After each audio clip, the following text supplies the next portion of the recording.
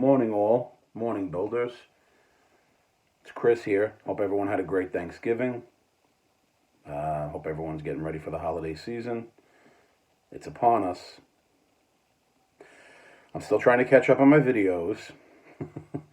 I should be able to this week, hopefully. I have to see now. But again, I just wanted to reach out to you guys and just let you guys know that I'm trying, but I'm kicking water uphill, as they say. But anyway, first thing I wanted to do was I just wanted to give a thank you to my good friend, Old Tom, Rambler69. Him and his wife, Susan, sent me a very nice Christmas card. Kind words. Love the picture on the front. Talk about appropriate. Can't get more appropriate than that, Tom. But I wish you as well a great holiday season. Nice to be your friend, even though we haven't officially met, per se, but I want to thank you. Great to know you. You're a gentleman, very nice guy, and I appreciate you a lot. So anyway, with that being said, I just wanted to move this out of the way.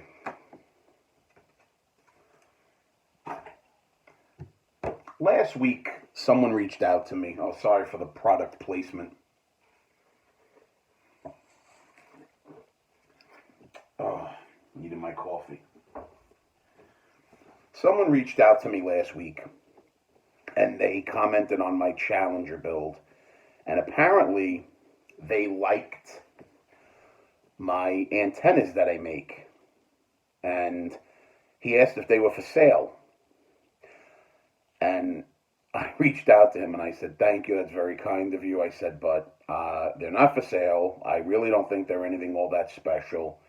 And I'll be honest with you guys, I enjoy building, and I guess the more you build and as time goes on, you get better. But I don't consider myself a great builder. And I've spoken with Frank Frizzo on this. As Rocky Balboa says, I consider myself a ham and egger. I don't consider myself, this phenomenal builder or anything. I mean, I do what I do. I was flattered that he liked them, but I said, they're not for sale. But I said, you know what? I said, I'll tell you how I make them, and I told him. And I thought, you know what? If anyone did make an antenna video, maybe someone did. I'm unaware of it. I don't know. I figured, let me show you guys the antenna video. I mean, I can't do much building because it's friggin' cold over here, so I can't even show you the build that I'm doing. I did paint that Nova, but I didn't get a chance to clear it because every time I have an opportunity to clear it, life gets in the way. So I figured, you know what, let me at least put up a video and at least show you guys this. So I'm not a technical guy. I don't have, where I can do cuts and editing and all that stuff. So I kind of have everything laid out. It'll give you guys an idea. So anyway, first thing is, these are just rough antennas on the card. This is just a rough antenna. And here's the one on the front of this card. Now, this Chevelle, actually, was given to me from Justin, my other good friend from J. Hart Model Works. He gave me that Chevelle kit, and when he did his Chevelle, he had a few of them, so he gave me the body. And I said, you know what? I said, I'll build it eventually. I don't know what I'll do with it, but I'll build it. But at any rate, I know I'm going to put an antenna on it. So basically, this is just, I'm going to show you guys as quick and as best as I can of how I do it. Again, if you guys are curious or if you have any questions, if you're interested in anything, let me know and I'll share where I get the products I use. So anyway, with that being said, let's move these out of the way. So basically, here's my antennas. These are the pins themselves. They're little sewing pins, and if you look over here on the bottom, they have a little tiny lip, almost like an L. And basically that's the size of them. I don't know, 3 inches long. They're all stainless steel. They have a flat end on the top, which is nice. And they come in a bag. I don't know, 40. I got them on eBay. If anyone does want to know exactly what they're called or anything like that, reach out to me and I'll tell you the item number and what they're called and where you can find them. But what's nice about them is because they have that little bottom piece that kind of like bends out almost like an L. What's nice is when you put it underneath your car body, all you got to do is put a little dab of super glue, and then the super glue will hold against that little bent piece, and then it'll firmly secure itself in place. So that's what I like about these particular pins, as opposed to just a regular pin or a knitting needle. That little extra piece of metal that bends out, it gives you that extra strength, because these antennas are very fragile. You sneeze, you could knock it off the car. So any chance that I can get strength will help. So anyway, those are the pins I use. Now, here's the other thing. I don't know what they're called. I call them the chains that go around like the army dog tags, or they're like the pull chains on your ceiling fan. Now, here's what I did, because I'm not a technical guy. As you can see, there's the big one up there, and then there's the smaller one that you can find, I guess, in craft stores and stuff. But if you look there, I found super, super small ones.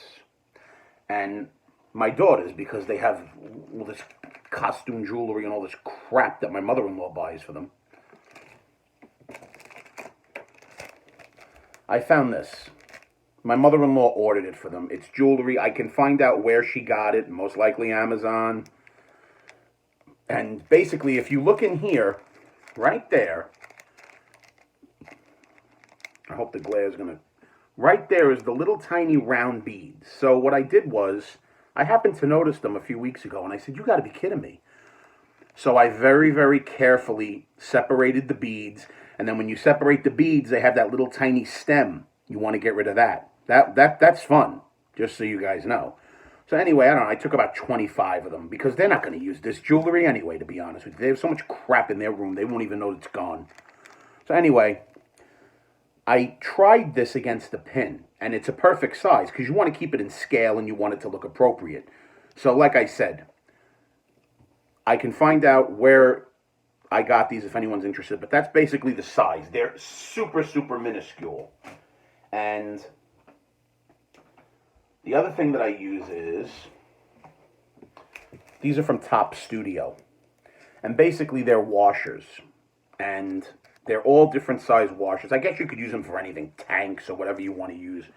Anyway, I ordered them because on the Challenger build, the little nub that sticks up from the antenna, it's not always it's not always high, it's kind of flat.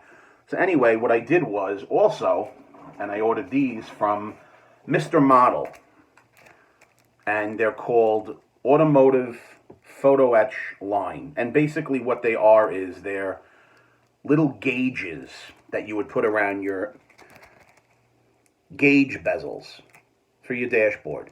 Now they have really super, super fine ones, and only by happenstance that I came across it.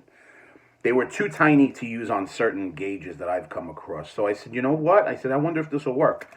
I wanted to just put a little something, but I wanted to build it up a little bit. So what I did was, I don't know if you can see,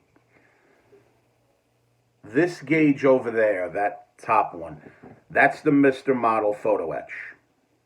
And then the other two in the middle, and then at the end, those are the Top Studio washers. They basically fit around the antenna.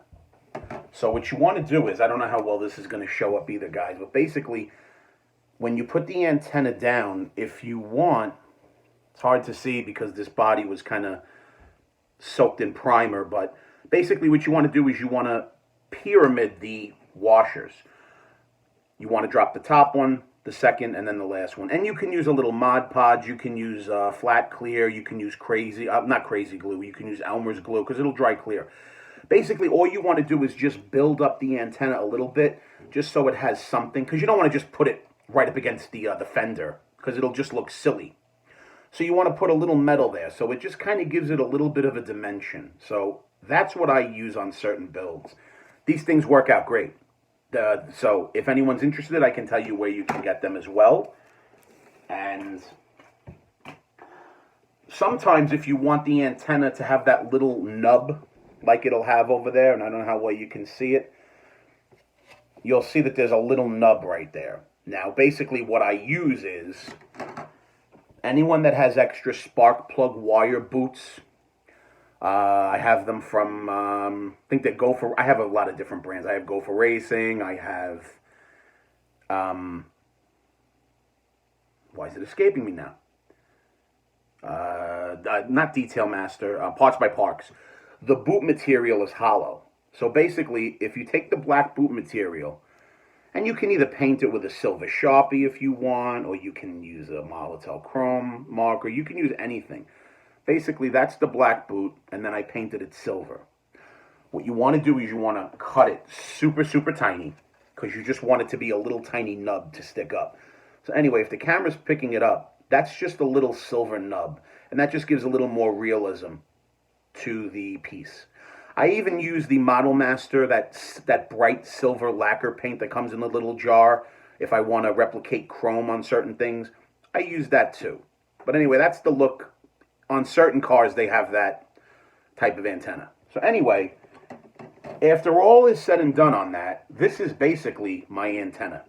What I do is, it's on some blue tack. There's the antenna, and then there's that little tiny bead that I showed you. And as you can see, it's really in scale. I mean, it looks the part. I mean, like I said, I found these by happenstance. I didn't even know that these things existed. I just wrote the thing off and said, okay, I can't put anything on it.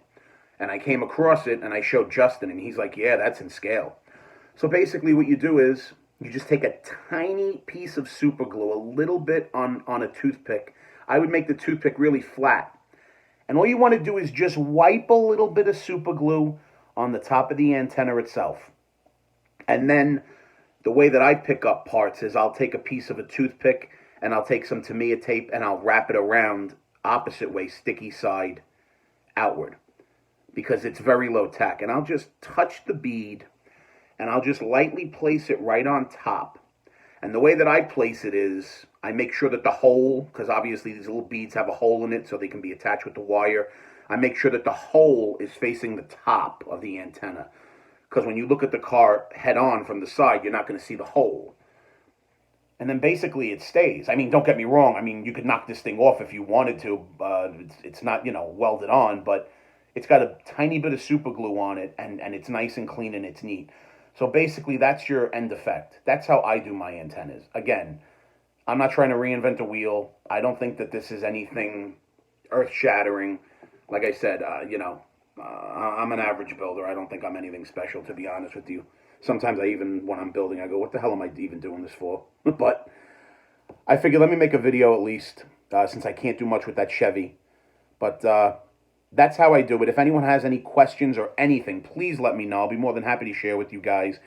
I don't do I do tips and tricks seldom. There's guys that do a lot more, and they're much better at it. But I just wanted to run that by you guys, and I really hope it helps. And enjoy the holiday season, enjoy the weekend, and I'll catch up with you guys soon. Build on, people.